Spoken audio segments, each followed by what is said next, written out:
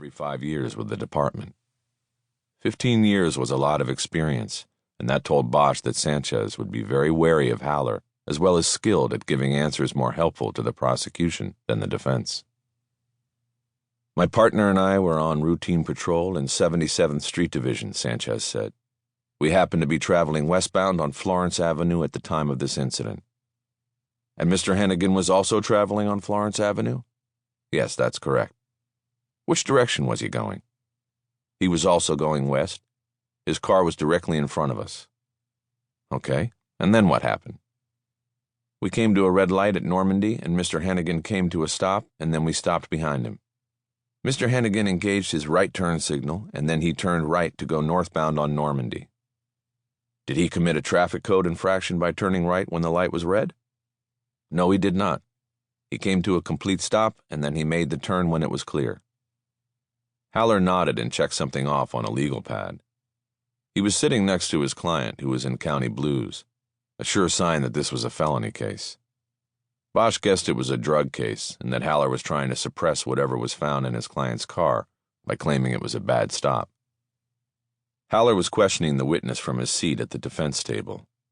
Without a jury, the judge was not requiring the formality of standing when addressing a witness. You made the turn as well, following Mr. Hennigan's car, correct? He asked. That is correct, Sanchez said. At what point did you decide to conduct a traffic stop on Mr. Hennigan's vehicle?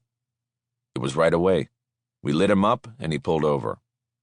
Then what happened? The minute he stopped the car, the passenger door opened and the passenger bolted. He ran. Yes, sir. Where did he go? There is a shopping plaza there with an alley behind it. He went into the alley in an easterly direction.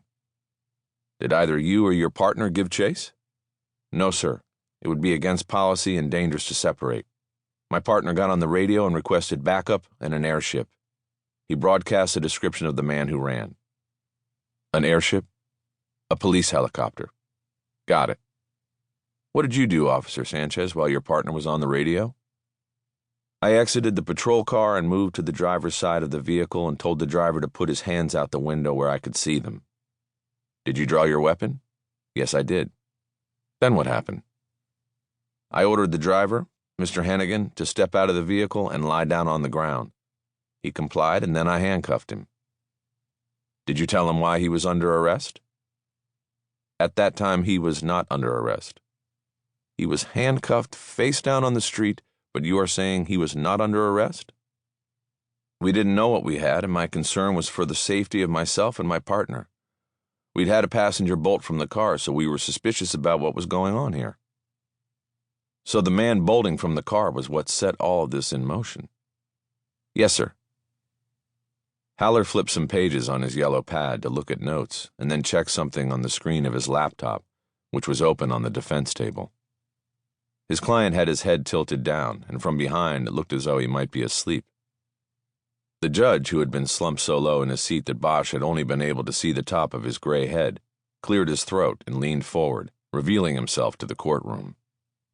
The placard at the front of the bench identified him as the Honorable Steve Yared. Bosch didn't recognize him, or his name, which didn't mean a whole lot since the building housed more than 50 courtrooms and judges.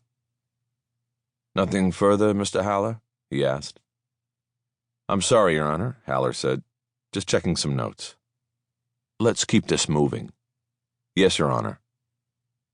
Haller apparently found what he was looking for and was ready to proceed. How long did you leave Mr. Hennigan handcuffed on the street, Officer Sanchez? I checked the car, and once I was sure there was no one else in it, I went back to Mr. Hennigan, patted him down to check for weapons, then helped him up and placed him in the back seat of the cruiser for his own safety and ours. Why was his safety in question? Like I said, we didn't know what we had here. One guy runs, the other guy is acting nervous. It was best to secure the individual while we determined what was going on. When did you first notice that Mr. Hennigan was acting nervous, as you say? Right away, when I told him to put his hands out the window.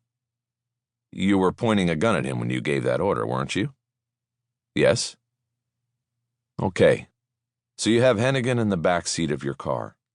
Did you ask him if you could search his car? I did, and he said no.